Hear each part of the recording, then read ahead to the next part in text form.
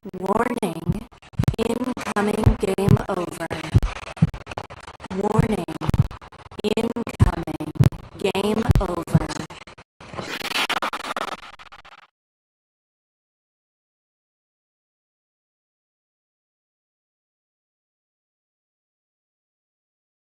Alright, welcome back, hockey fans. My name is Anand, your newest host of Game Over Calgary for about a month or so now. So I think I can remove that word title newest from mine. You should probably all be familiar with my name by now.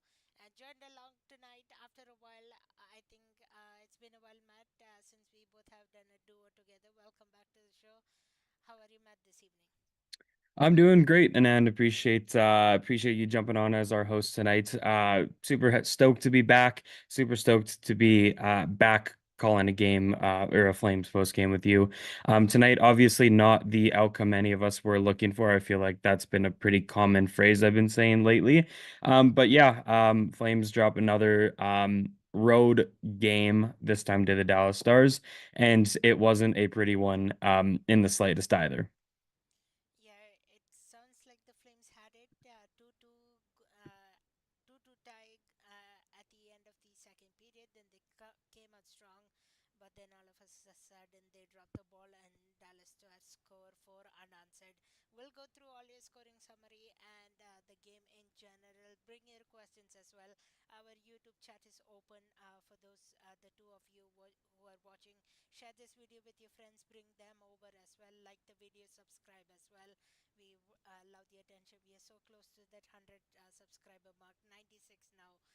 Let's get it to by the if we can by the end of the episode, or we can look forward to target by the end of the month as well. Happy holidays to those who are joining us. We appreciate you joining. So let me get out of her ad real quick, Matt, and then we can get go ahead. So check out the flagship show of Game Over Network on the Game Over Network channel, Hyperdrive Hockey. All things hockey across various leagues in multiple countries, wherever, whatever it is, and wherever it is. Max, Delphine, and Kev have you covered for all your hockey news with a steady dose of fun and fan engagement. You can find Hyperdrive Hockey on the Game Over Network YouTube channel or wherever you listen to your favorite podcast on the Hyperdrive Hockey page at the GameOverNetwork.com. So that's a fun little episode like we are doing right here now.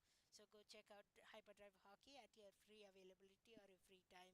And thanks for joining us once again this evening. So Matt, like we were saying, good start for the Flames. So that's something opposite we do.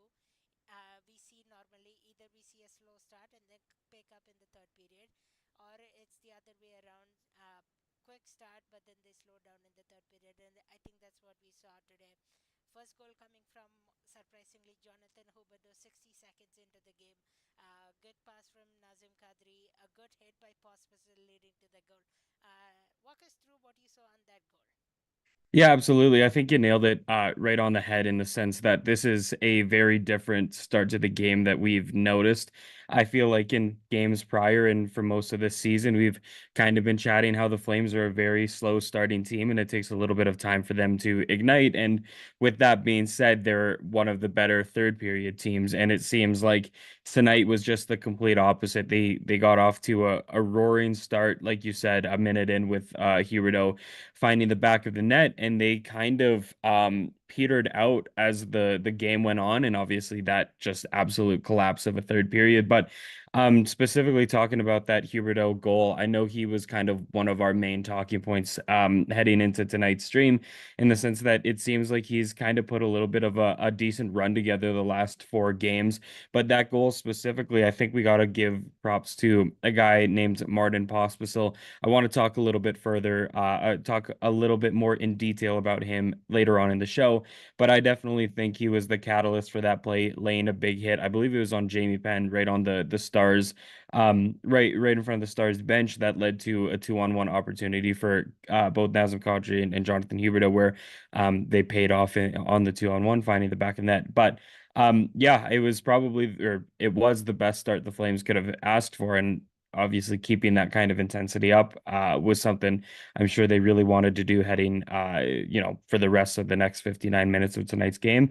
And they obviously couldn't, which was a little tough to see. But that goal, again, I know we both wanted to talk about Huberdeau specifically, but he's kind of put a pretty good stint together in the last four games, and tonight, or at least at the start of the game, it was no different. Yeah, we didn't expect that pass from Nazim Khatri. Usually he likes to shoot it by himself, and then surprisingly him passing it, and then Jonathan Huberdeau, what a beautiful snipe. So that goal coming at the 1 minute mark, assisted by Nazim Khatri from Jonathan Huberdeau. Jonathan Huberdeau with his ninth of the season, and I think so. Originally, they gave assist to Martin Pospisil as well, but I think somehow they removed it. It's just Nazim Khatri per what I'm seeing on the online stats here. I think that was Nazim Khatri's ninth assist of the season as well. So I think at one point it ended up being 999, Yeah.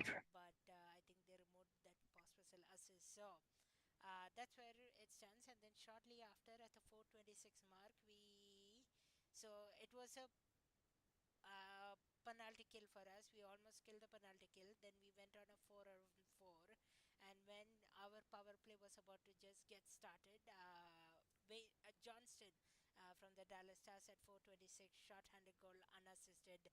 Um, so our penalty kill was what you call developing well this game, but we give up a short-handed goal. I think that would have brought down the momentum. What do you think, Matt? Yeah, I think obviously it's not great giving up a shorthanded so quickly. I will give them a little bit of like sure, like statistically it's a shorthanded goal, but I believe the Flames, or sorry, the Stars guy got out of the box maybe 3 or 4 seconds before Johnston found the back of the net. Yeah, I mean, like we've said before, special teams has certainly been an issue over the last well, this season really. And tonight, I thought they started good. I believe they went 0 for 2, the two first ones. I'm trying to pull up the box score right now. But I mean, is it by any stretch of the imagination fixed? I don't think so. But sorry, I'm looking at it right now. Yeah, power play. The Flames went 4 for 4 on the penalty kill tonight, which isn't too shabby. But again, instead of finding a goal themselves on the power play, they gave one to Dallas. Again, I will say, like, I don't necessarily think that the Flames special teams were really the issue tonight. I think it was just a collapse across the board. But I don't know what you thought specifically in terms of special teams. And I'm also seeing in the chat that we can't hear you. Um, yeah, I believe it's very faint, your audio. So it might be something we have to turn That's up fine. on OBS. Yeah, if you could maybe look into that, and obviously our I can't viewers in the see chat. any of the chat here, so Yeah, thanks for sorry. helping with that. Yeah, of course. While Anand works on that, I guess I can start talking a little bit more about the that first period with the Flames. Well, I mean, obviously that Wyatt Johnson goal was pretty nice by the young guy. I mean, he's been a really nice addition to the Stars over the last couple of years, and he's kind of got that craftiness to his game. And tonight was no different. He kind of made a very veteran pair of Rasmus Anderson and Kevin Ball kind of look very immature, I would say, and very fresh in the sense, very green with that kind of craftiness and stuff. So obviously, hurt the Flames a little bit there. Chat is saying that Anand is sounding better now as well. So I think that issue has been rectified. Thank Alright, you, I'll do a quick Anand. sound check. Test 1 2. Hope everybody can hear me. Apologize for that once again, for that bit of technical difficulties. It's been a while since I've hosted, so hopefully everybody can hear me now. Yeah, once again. So we were talking about how special teams. I think in the power play Yeah. front. Matt, I think it has really improved. Like we have seen significant improvements in that, but our penalty killing has been a struggle. I can agree with that, and I think we saw parts of it as well today. Like I know it was a short-handed goal on a power play, but again, if you're giving up short-handed goals when you're short-handed, of course, there is a bit of concern there as well. So that's that. So yeah, so that's how the first period ended up being what do you call 1-1 tie. End of the first period, we talk about the special teams. We talked about Jonathan Huberdeau, how he has improved and put up a short stretch. Anything else you wanted to discuss, Matt, coming off the first period? I know we talked about even the slow starts as well, but this time they started well, but then they kind of dropped the ball once it went down. Yeah, I think you nailed it on the head. I think definitely the one of the better periods we saw tonight. I don't know if you can. I thought they had some stints in the second that they looked pretty good, but that hot start for the team, really good. And he was just a really fast-paced period to start it off. I mean, Dallas is just kind of came off a three-game.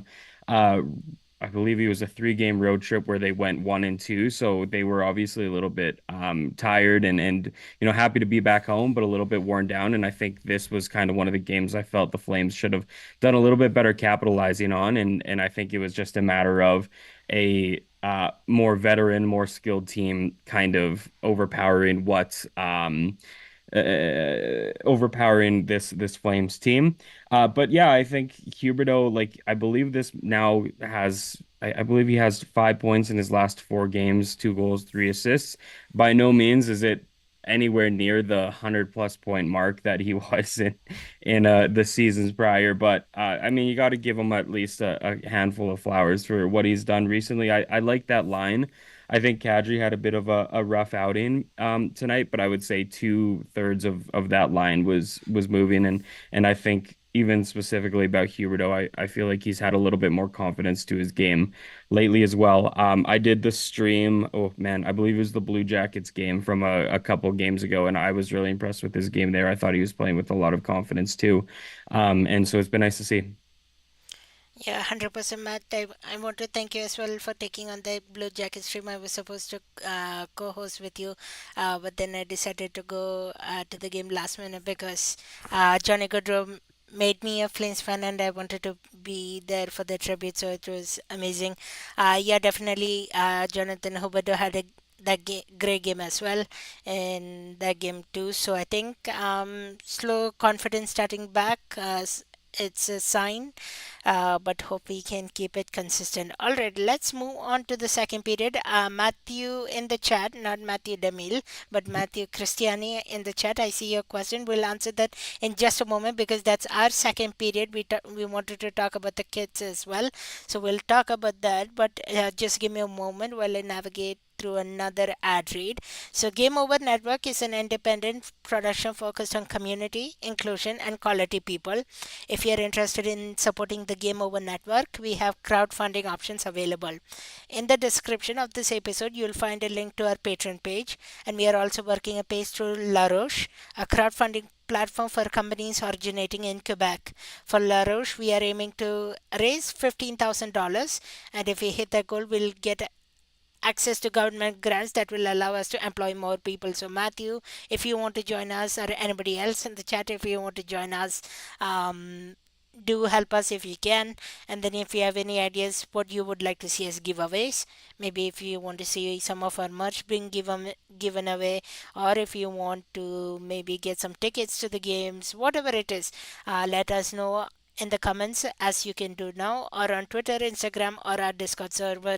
Amazing place to be, our Discord server, right, Matt?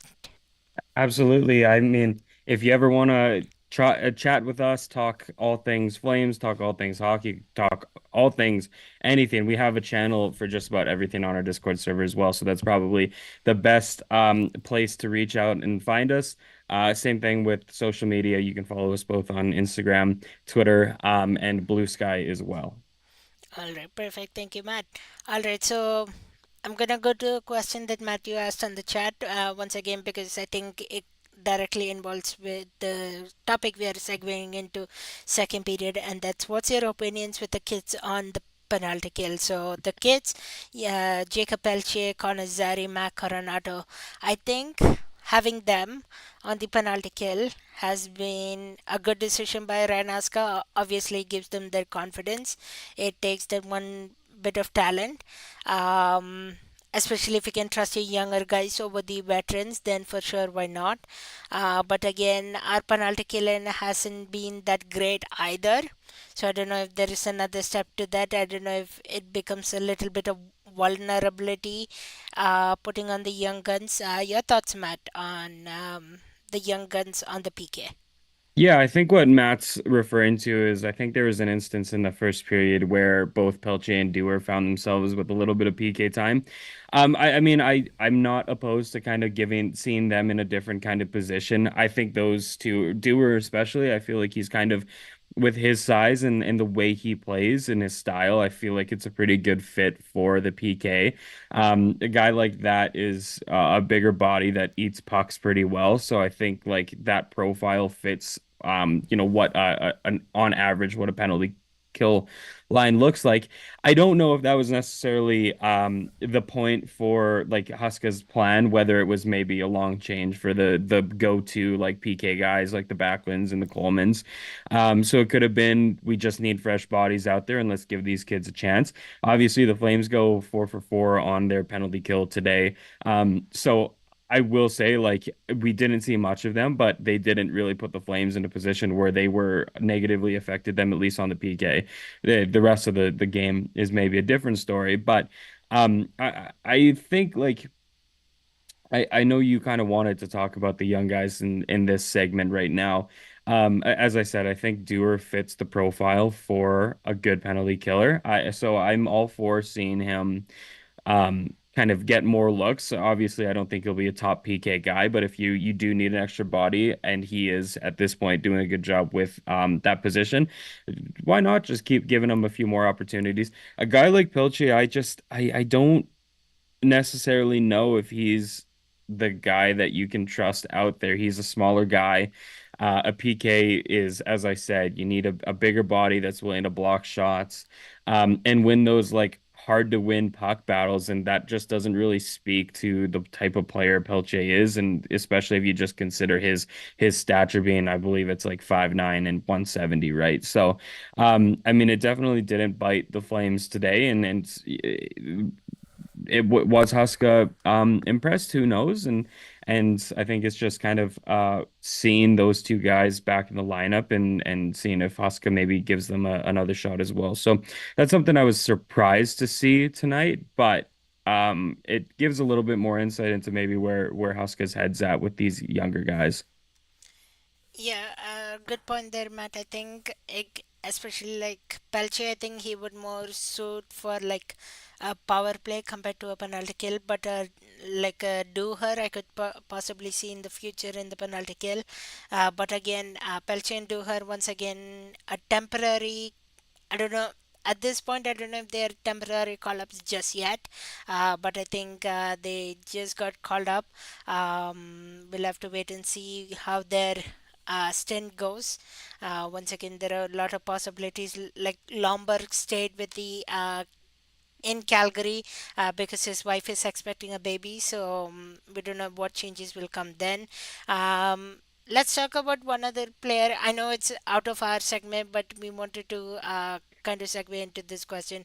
Kuzmenko. So Kuzmenko got slotted in tonight instead of Lomberg. What did you see from Kuzmenko tonight, Matt? I know he had a bit of flashes and he got upgraded to the third line with Coleman, Zari, and Kuzmenko. And I know a few fans like that. What did you think of Kuzmenko tonight? Yeah, I think he had the energy tonight that I haven't seen lately. Obviously, like he's probably the most snake bitten guy on the team, but he was moving the puck well at times tonight, and he did pick up an assist on one of the Flames' goals, and I believe that marks the first time in 10 games that was able to grab a point. So obviously that's even just for the morale of his game to grab a point after being a healthy scratch for a couple of games is pretty big for the guy as well. I mean I like the line with I mean Huska started with the line of Pelche, Rooney, and Kuzmenko. And then he jumbled it up in the second, and it ended up being Zari, Kuzmenko, and Coleman for a little bit.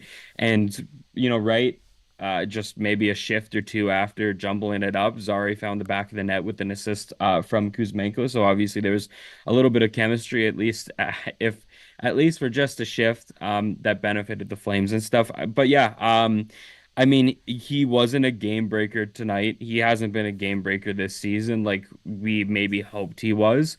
But I thought he had the energy. I thought he's very crafty with the puck, and I thought his creativity was kind of on display today. And pairing him with a guy like Zari, who is an incredibly creative and a crafty player, I mean, I hope something there sticks if Kuzmenko is to stick in the lineup. I think we kind of saw him come in because of, as you said, Lomberg's back at home waiting for the arrival of a child. I mean, I don't know if this is going to be a long-term thing with him back in the lineup, but um, I don't think he stood out in a bad way tonight. And at this point, I think that's something we should be happy about. So that's what I thought of his game. Yeah, 100% good point. Yeah, so the lone goal coming in the second period for the Calgary Flames, they only the stop marker on that is Conor Zary, his sixth of the season, assisted by Daniel Miramano and Andrei Kuzmenko. That's how it comes. And then it was all Dallas Stars. Then just before that, it was Robinson, assisted by Lebushkin and back as well. And then in the third period, it was all Dallas Stars. So yeah, not a great game, but I think I want to talk about goaltending as well a little bit. Dustin Wolf and Dan Blatter, I think those two goaltenders keep the Flames in the game still. They are the ones reason that they hang around in games. But again, one costly mistake, one from Wolf tonight, he got gutted. But I think he still gave Flames chances. He made couple amazing saves. Your thoughts on the goaltending so far this season, Matt, and what you have seen from Dustin Wolf and Dan Bladar? Yeah, I think I was pretty happy to see him back in the net tonight. I thought that was the right move. I will say, I think Wolf has been fantastic in what we've seen from him this year with his kind of 50-50 split with Vladar. I will say I don't think this was necessarily his night. I thought he played well in the first two periods. I think he made the saves he needed to make. But I also have seen better performances from him, and I think just all around tonight's game, I think this is one he's going to want back, especially that third period. Again, I'm not gonna like completely throw the blame onto his shoulders. The Flames left him out to dry. I didn't think that their defense and their ability to kind of come up big and get pucks out of the zone for him. They did a very good job with it, and that just left him scrambling a few times. Obviously, that fourth goal that the Stars got when Wolf kind of went out to play the puck and then like decided not to, and then kind of got stuck in no man's land. That led to a goal. That's one he's definitely going to want back, and I think that's just that'll be fixed with the maturity of his game and as he gets older. I think that was a very that showed kind of how young he was, how and how there's still a lot to learn from his game. Right? Like that's something that deliberation, whether to play the puck or not, it's not going to come at you as fast when you're playing with the Wranglers, playing in junior hockey, playing whatever. But in the NHL, you have just like that half a second to like commit to making a play or not. And the minute you kind of get stuck, it's going to come back and pay.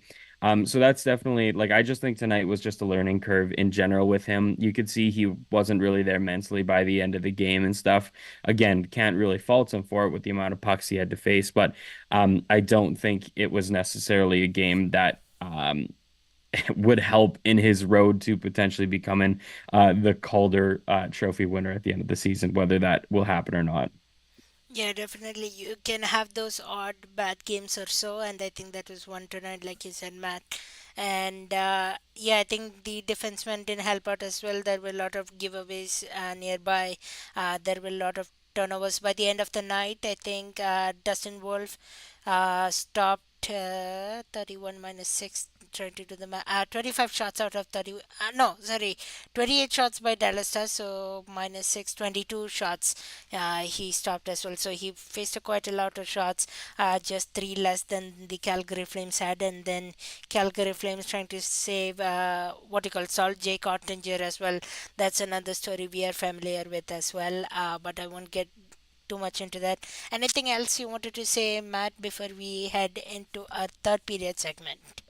Yeah, I'm just taking a look at the chat here, and we've got well, we have a Matthew Crisanti and a Matt C. Two different people, but that is just crazy that we have two Matt So C's three, in the no, three chat. Matthews in total now. Matthew DeMille Three and Matthews in total with me. Two Matt C's, one Matt D. It's just the whole Matt party in the chat tonight. But Matt C has Kuzi has more assists this year than Hubie, but Hubie is now a goal shark, so he doesn't need to pass. I know it's nice to see Huberto realize that he can actually score goals instead of having to make 14,000 spin blind passes in a game. So I'm all for him just keeping on ripping shots. Even on that 2-on win with Kadri here, there was a small part of me in the back of the head where it's like, is there a chance he's going to pass back here with an empty net? But obviously he didn't. And then again, Matt C in the chat tonight was a reminder that Wolf is still a very young and inexperienced goalie and still has a ways to go to be considered an outright starter. And Vladar being there has been important. I absolutely agree. I will say, like, I won't step down from my train of Vladar is a very good trade target. Not necessarily now, but even further on in the deadline. But I 100% agree with you that this is 100% or this is the game that showed how young and how immature and how inexperienced Dustin Wolf is. As great as he is, I think he was beat in more than one ways mentally as well. Again, that's not something that is something that like the warning bells and the warning signs and all that need to be going off. Um, with a young goaltender, there's going to be nights like this that he's going to have, and they're going to be big learning tools for him to learn from and stepping stones for him to one day be a starter. So well said, Matt C. I completely agree with you. And again, sorry, Anand, I know I'm kind of taking over the segment. no, I don't mean to be, yeah, but yes, to have Ladar in your back pocket that has more experience, where like I'm willing to bet right now the two of them at some point, whether it's happened already or whether it's going to happen on the travel the flight to Nashville, they're going to be sitting down and Vladar is going to be kind of talking him through tonight and helping him out with his more veteran stance and him being in the league for longer than Dustin has. So yeah, I think this shows tonight why Dustin Wolf shouldn't be thrust into that starter role right away and how nice it is to have a more veteran goaltender in his corner, helping him, teaching him, and kind of helping him learn from his mistakes as well. So well said. Wholeheartedly agree with you. yeah, 100%. Like Dusty Wolf, still young. He has a lot of time to develop, and being blooded there at least as a veteran. Let them have the tandem as far as they can be. Let them switch back and forth. I don't mind that. I think there should be always a veteran and then rookie goaltender as well. Then you can talk, you can discuss, and you can share your experiences as well. If it's one game, Dustin Wolf sitting and watching, he's learning how Vladar is playing. On the other hand, when Dustin Wolf starts, Vladar can watch and make notes as well. So good point on Matt D and Matt C as well. So thank you both for weighing in on that. I think it's time to move over to our third period segment. So third period brought to you by Game On brand. So Game On, either where if it's Game On Montreal, Game On or Ottawa, Game On Toronto, game over Winnipeg, game over Calgary, Edmonton, Vancouver, lots of markets. So game over Calgary. So right now what you're watching has you covered for the after the game fact. But then in order to get you ready to watch the Flames, you need game on to right. So just right before the game, Game on Calgary is a short form daily news podcast covering everything you need to know about the Calgary Flames. Right now it's Graham Moisman who is handling that while we jiggle around a few things, make some changes. Hosted by me, myself, Anand Unnithan, and Conrad Krausert, our other Game Over host. Get all your Flames news in just under 10 minutes, Monday through Friday on the Game Over YouTube channel and in podcast form, which you can find at gameovernetwork.com/pages/Calgary.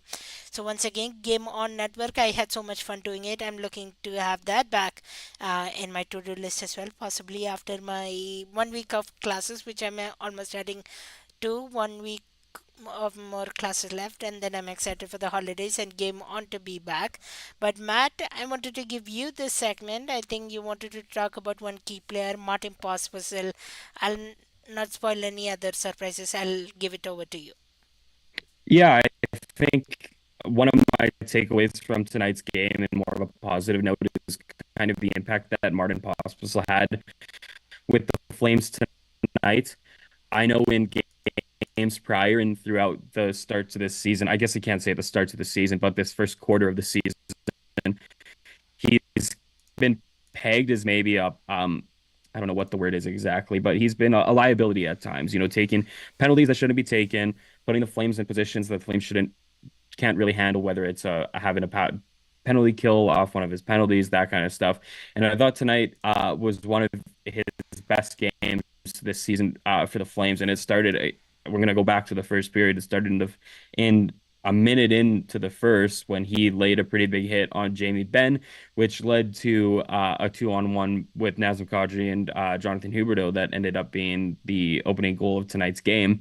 While he didn't get credited with an assist, I think he got a few pats on the back after a play like that. And I think again, we mentioned Ryan Lomberg was out tonight, and he's a guy that is night in, night out, bringing energy for the Flames, whether it's his gritty style of play, his ability to lay the body. And I think with his absence, there was no kind of catalyst in that sense. Or sorry, there wouldn't have been no catalyst in that sense, but Martin Pospisil stepped up, and I thought he had a fantastic game tonight. Again, I mentioned the play to start the night off, but I will also say again, it kind of doesn't make sense that I'm about to give him credit on a goal scored by Dallas. But the second goal, the Stars scored tonight with Jason Robertson being sprung straight from the penalty box, almost on like a half breakaway. I think the effort that Pospisil made to get back there is something we haven't seen from him. Well, I don't know. I don't necessarily want to call him lazy, but there have been plays that he hasn't really put his best effort in, and he really grinded to wear him down. And I thought at one point he was going to strip him of the puck. So those are two plays that really stood out to me tonight. But I just think across the board, that line of Pospisil, Huberdeau, and Kadri really worked tonight. Um, and I think the catalyst and the energizer on that line was Pospisil, and I just wanted to show him a little bit of love because I know in games prior there maybe hasn't been as much, and been a little bit more negativity surrounding his play. So kudos to him. I thought it was a great performance from him tonight, and I just wanted to shed a little bit of light on it. Yeah, 100%. I think I agree with you. I think Mate Pascal has been in the criticism stage, especially part of the season where he has been taking those couple of the offensive penalties. I think whether it contributed to a Dustin shutout, I think where it costed him. So I think him you recognizing that positive light, especially that hit on Jamie Benn, that resulted in the 2-on-1. I think that's a good. point by you, Matt. And I think if you can give a couple of the Flames credits each night, I think you're on the right track of having a good Flames team as well. So kudos to you. All right. In the third period, just a random scoring summary. Once again, nothing from the to show for the Calgary Flames at all. It was Rupe Hintz, Steele, Harley twice as well. So four goals coming from Dallas Stars. Again, one small mistake from Dustin Wolf, not judging that puck really well. That ended up in the back of the net. That's how the end. Dallas Stars win 6-2 in a road trip, which they have struggled. I think you would say in a road trip. We remember the last one, they lost all four games, one in overtime, and then a couple. Matt, I'll just ask you one quick question before we segue into our overtime segment, or if anything else you have to add. But what do you think is the struggle for road trip games versus home games? Oof, that is a loaded question. I will say, like, I don't know if you can chalk it up to a few things. Like, playing in a road game is difficult no matter the team. You're away from your family, you're away from the comfort of your own home. You're, waking up at crazy times, traveling at crazy times, all that kind of stuff. So I would say it wears down a body both physically and mentally a lot more than a home stint. So I would say like that factors in, but that wouldn't maybe. I mean, the Flames are no different compared to any other team on the road as well. But I would also say that like you go into all these games as like the consistent like enemy, the bad guys, right? On the road. And some teams kind of play with the identity that they love being the enemies, they love being the bad guys, they love being the opponents, they love coming into a um foreign arena and playing the upset. And I don't necessarily know if the Flames have that type of mentality. I will say, like, I think it's we gotta chalk it up to more of like a mental game and a mental, I wouldn't call it an issue, but just a tougher time to embrace the idea of being in enemy territory, that kind of thing as well. And I mean, you and I both know the Saddle Dome is a rowdy place and full of passionate fans. And when the Flames are at home, you can definitely feel the support of the fan base. And the when you're on the road and you see something or you don't have that kind of support, it's tough to kind of get going and stuff. I believe this is the I wrote it down somewhere, eight straight losses on the road. So it just like all of that factors in has kind of come crashing down on the Flames. Again, I'm not in the room, I'm not on the flights, I'm not in the hotel rooms. I can't say for certain that this is the issue at hand and it could be something else. But the way I see it from an outsider perspective, like being on the road is a grind. And I just think this roster is having a more difficult time to adapt to that. And their record shows they're now over the course of the season 3-7-4 on the road. So like three wins on the road is a pretty tough stat considering we're a quarter way through the season. So that's kind of what I see it, but I could be completely wrong as well. Like I said, I'm not there, but that's the way I see it as. Yeah, good point. Yeah, road trips are gonna be challenging, I guess, for all teams as well. And then now the Calgary Flames as well. Like you said, eight loss in a row now. We remember the last road trip that was fourth loss in a row, but they do have one more road trip to rebound this one, make it a 1-1, and that is Nashville Predators. We'll do a quick look ahead shortly, but I just want to show you a couple cool stuff. Matt, I'll have to hide you for a moment, though, before we do that. So let me hide Matt. So that's your QR code if you want to get our merch. What a better way to support your love than by rocking it as clothing. Game Over's apparel line has dropped with three unique design. So if you want a cup to drink your coffee, with the leaf and die by the goalie design. Or if you want a hoodie designed by Brady Charles from the Game Over Winnipeg, use the QR code on the stream. Or if you want to just wear a t-shirt as well, you can do that as well. And during Christmas, you can use the Game Over holidays. We are offering 15% off on all winter products, hoodies, and the beanie as well. And this will be active until December 25th with sale dropping on Boxing Day. So head over to Game Over Calgary once again. Um, to claim the purchase if you want to support us, if you want to wear some cool merch and say you are a supporter of Game Over Calgary, we do appreciate it. And Matt, you are back on the screen, thanks for that. And I think we'll head over to our PD number 4, our favorite, where we open the floor to our audience. And for the how many of us watching, let's take a look, 7 of us watching. Welcome aboard. I think we went through a couple of the chats already, but if I miss anything, let me know. Henry says, turn up the volume, please. We did that. Hopefully, you can hear us now. Go Flames, Indy, go Flames. Although, which hasn't been a beautiful game tonight, I think we can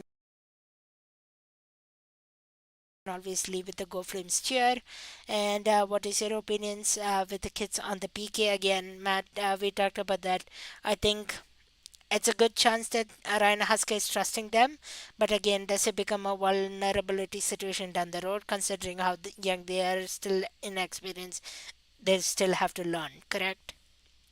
Yeah, I agree for sure. Like we already touched on it and stuff, but I don't necessarily know the reasoning to have those guys out there. I didn't peg to have Pelche and Dewar on the PK, but it gives the Flames kind of information with who plays well in what scenario, and I thought they both kind of stepped up to the occasion and something that I think is definitely on the radar for the management and the coaching staff that like, hey, like if we run into another pickle, they've shown that they can play. And yeah, I don't think it's something we're gonna see more frequently, but it's good to have them as like an emergency blanket, if that makes sense.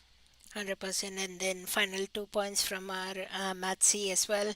QC has more points than Hobie. Once again, both of them, we'll see how long Kuzmenko can stay in the lineup. Once again, the change was because Lomberg had to stay back in Calgary. He's expecting his third baby, so congratulations to that family and hope everything goes all right. And yeah, it will be interesting. We'll see much more line changes coming up shortly as well.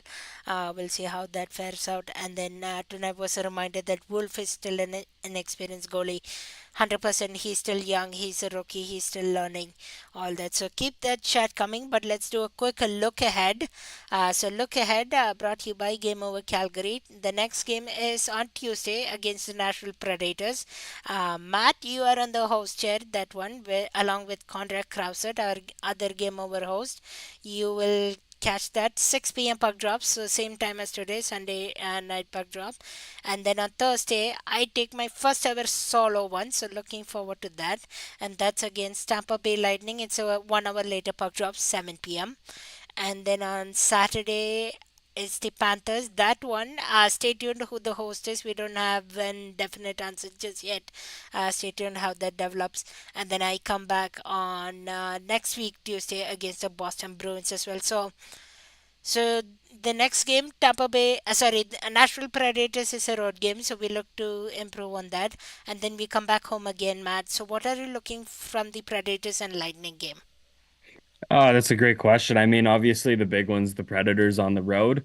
My big thing is get a road win. I think it's pretty self-explanatory. You're playing against a struggling Predators team, arguably struggling more than the Flames when you look at their roster and where they should be statistically. So that's kind of the game that I have highlighted on my calendar in the sense that, the Flames. I'm seeing in the chat, whether the Flames are still chasing for a playoff spot at this point. I mean, this is a big one, right? You got to start winning on the road. You got to start stringing wins together, whether you're on the road or at home. And I don't know if there's a better time to do it against, as I said, a struggling Predators team. I mean, again, they had a bit more of their hands full with a cup contender in Dallas tonight. So, if they want to get back in the road win column, that game in Nashville is a big one. Yeah, I think one other point about Matthew Christianity asking, should we start chasing in playoffs? But I think the other point, one A, winning road trip games most important. Secondly, I think they need to start scoring the three plus goals as well. I think that's one of the things that's haunting us. I know that's keeping us in games as well. But what if this little upscaler offense? I know we don't have that high skill talent that everybody's talking about, but what if they can score three plus goals as well? So I think as of today, right now they are still in the playoff chase. So if that's the thing, they can. But again, I want to see a little bit of improvement. Small juggle pieces get that gel together, and I think you are truly in the playoff spot. And I think talking about rebuild as well, I think that's important too.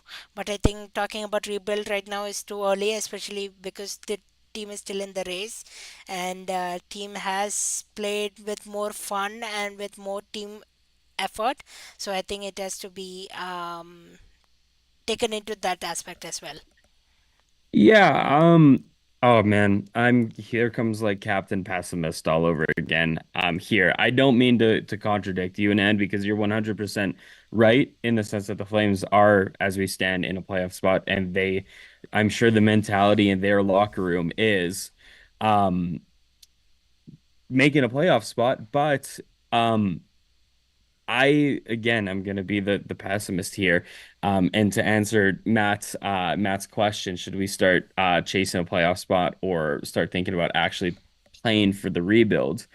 I think in a logical manner, and I've gotten into rants before, and I'm probably gonna go into rants in the future, but I think logically we need to start looking at a rebuild. I think this team is, I don't mean to be that guy, but I feel like they started the season as very high overachievers, and it's not in the long run of things, it's not something that is beneficial for the team to kind of keep pushing for a playoff spot. As much as it's awesome and it's fun to see them win, because it is, I love it.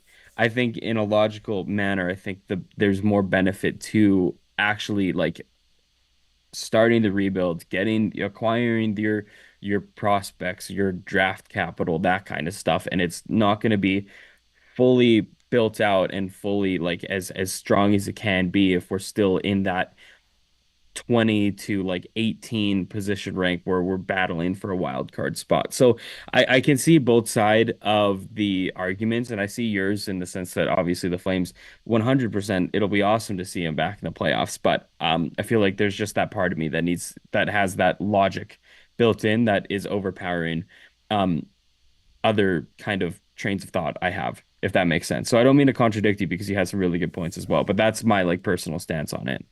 Yeah, Matt C saying missing playoffs but not finishing bottom 10 is said worst case scenario. It's looking a little too likely for my liking at the moment.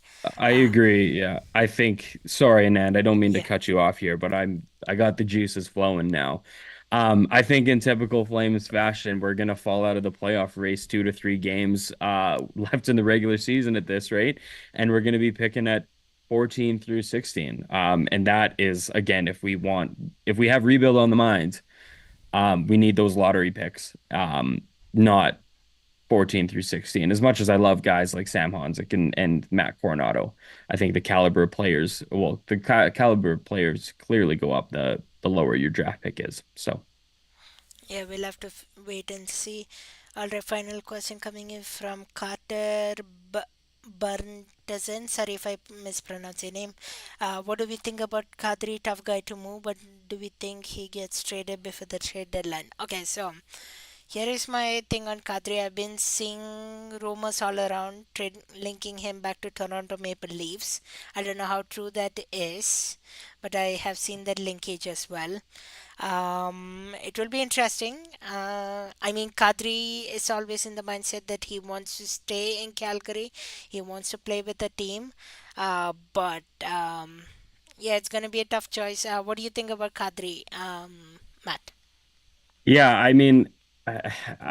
Here, here comes like the pessimist in me come out. I feel like there's very few guys on the team that are um, untouchable in the sense of like moving them out. I think a guy like Kadri is a tough contract to move out, considering he is getting up there like mid 30s.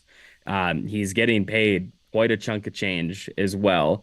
So there's a good chance that the Flames are going to have to retain salary if we want to move a guy like that. And I don't necessarily see the value in a return being all too high for a guy like Naz. As much as you like him, he's a one of the Flames' more offensive guys in the on the ice and stuff, which I mean, at this point, considering how tough it is for them to score goals, it's gonna hurt the team to see him go. But I just think I feel like the Flames are gonna be the ones that are giving up more to get rid of a guy like that than the value that could be returned. So I've heard the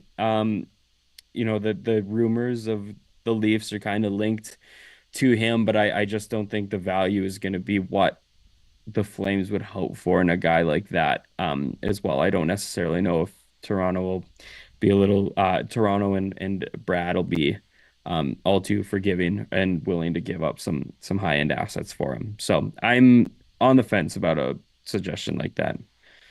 And then Matsy saying we'll lose that pick to Montreal if it's not top time. Yeah, 100% Yeah. agreed. And that's how we'll have to wait and see a bit longer. Once again, December is still young. Let's get through December. By the end of January, ask us again where we are at. Still, the Flames in the mix of playoff run still. And yeah, we'll have to just wait a bit of longer and see for the rebel fans of how we trend, and then for the playoff fans, if you're a fan that wants to be in the playoffs, it's good news for you right now. But if you want to stock on that draft capital, not so much. But we'll have to wait a bit longer, see how this road trip goes, and then when we come back home as well, we have a long stretch of home games coming as well, and some those Blackhawks as well in between that mix of December stretch, who we tend to struggle against. So let's wait a bit longer. But for now, I think we'll put the show to bed, Matt. Any final thoughts or questions or concerns before we wrap it up? On to Nashville. As I said, I'm hoping to see, uh, them right the ship in the road column. So I think that's a big game on deck before they head home. Get a little bit momentum ahead of another homestand, and I think if they are to break the skid, I think Nashville is the team to do it too. So yeah. All right. On behalf of Matt DeMille, thanks to Henry, thanks to Matthew Christianity, thanks to Matt C, thanks to Carter for tuning in tonight. We appreciate you hanging out with us. Once again, final reminder: do share this video, subscribe, like the video as well, tell it about your friends. We are a great source to get your post game shows. So if you have enjoyed it, stick around. We are coming back at you on Tuesday against the Nashville Predators. Matt and Conrad will be there, and then shortly after on Thursday, I'll be back with Tampa Bay Lightning coverage. Want to thank you once again for watching. Have a great evening. Have a great beginning of your week. Till we see you again on Tuesday. Take it easy. Good night.